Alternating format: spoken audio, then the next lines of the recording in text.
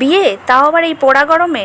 হ্যাঁ, একদমই ঠিক শুনছো। আমাদের অনির্বাণদা আর পূজা বিয়েটা এপ্রিলের এই পোড়া গরমেই হয়েছিল। আর সেদিন ছিল ওদের 6th অ্যানিভার্সারি, আর সেখানেই আমরা পৌঁছে গেছি। যাওয়ার পরেই গিয়ে দেখলাম সবাই রয়েছে, গরমে হাঁসফাঁস অবস্থা। আর তার মধ্যে এই গিফটগুলো আনর্যাপ করা হচ্ছিল। যারা যারা গিফট আমরা এনেছি সেগুলো আমরা নিজেরাই আনর্যাপ করে সেগুলো নিয়েই মজা করছিলাম। তো যাই হোক, আমরা একত্রিত হওয়ার একটা সুযোগ খুঁজি সবসময়। আর এরা দুজন যখনই আমরা এখানে আসি ওই জায়গাটা ছেড়ে একদমই নড়তে চায় না। তারপরে শুরু হলো আমাদের খাওয়া দাওয়া পর্ব। স্ন্যাক্স আইটেম এত পরিমাণে খেয়ে নিয়েছি যে কোথায় মেন কোর্সটা ঢোকাবো সেটা নিয়ে চিন্তিত।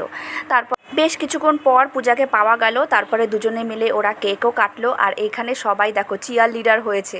তো যাই হোক, সময়টা খুব ভালোই আমরা কাটালাম। আর একটাই প্রশ্ন আমাদের, যে এই পোড়া গরমে কেন, আর কি দিন ছিল না?